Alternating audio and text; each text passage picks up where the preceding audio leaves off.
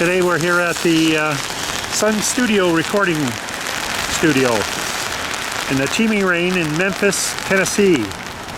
Just a fantastic little museum and a part of rock and roll history. Well worth the trip.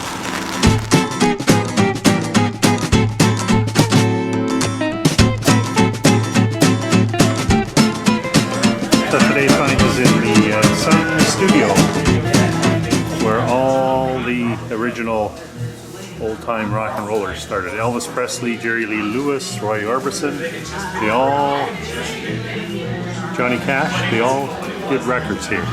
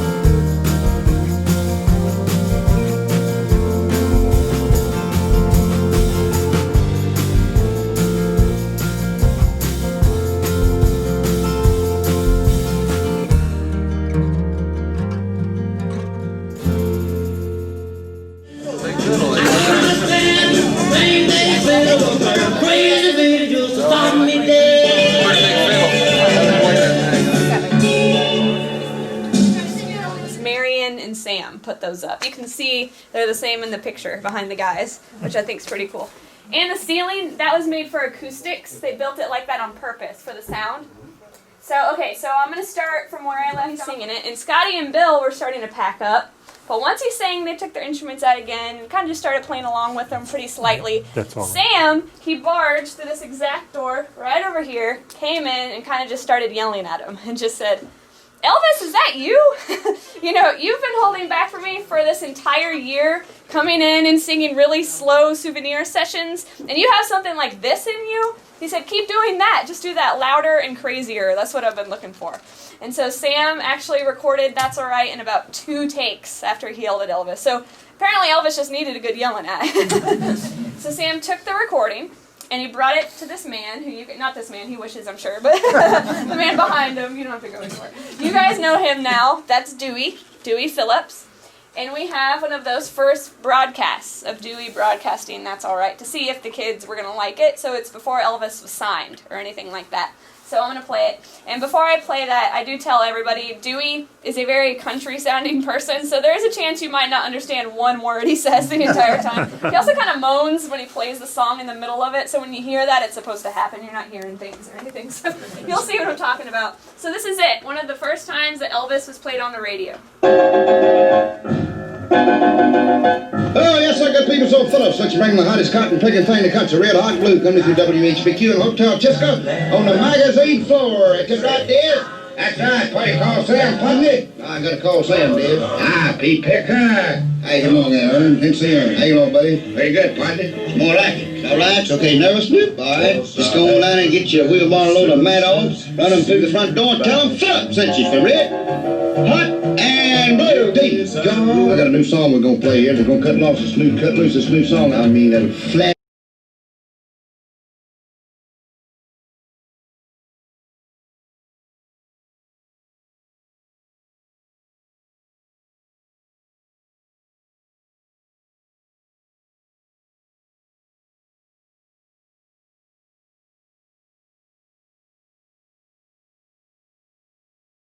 Alright, so the kids went pretty crazy for the song. They kind of just kept requesting it. So Dewey went a little crazy himself. He actually ended up playing it 14 times in a row, which is unheard of. So Sam knew that was huge. That never happened. So all he did was just brought Elvis right next door into the cafe, and he signed him to a 3-year contract here with Sun. So happened that fast, just right after the song was released. So, cool.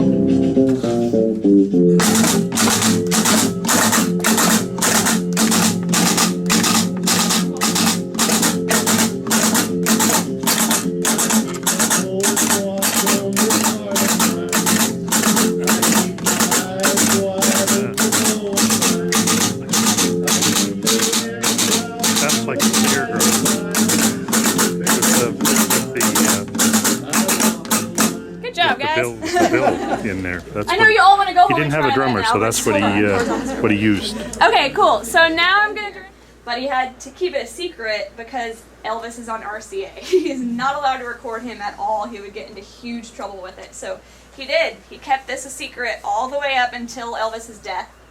And then once Elvis died, little bits and pieces of it were released. But in 2003, they released the entire recording from beginning to end. And we have it next door if you guys are interested in that. It's also called $1 Million Quartet. And it is a cool piece of history, but I remind everyone that since Sam would have gotten into so much trouble with this, he actually didn't even tell them they're being recorded. So it's a jam session. It's not a produced album or anything like that. It's just a fun day of them hanging out in here. They start and stop songs, tell jokes, that type of thing. And I forgot to tell you too, actually, I know you guys know the song, but it's cool to hear it when you're in here, so I'm going to play a clip. So this is Sun's biggest hit. You shake my nerves and you rattle my brain. Too much love drives a man insane.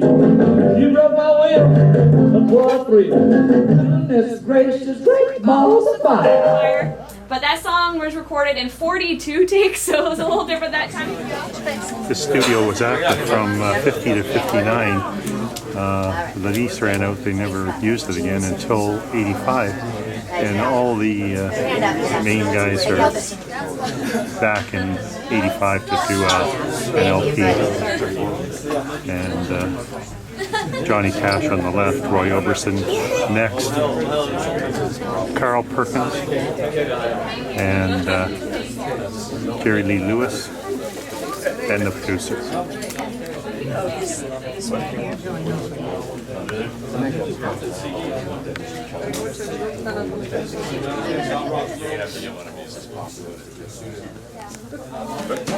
Yeah.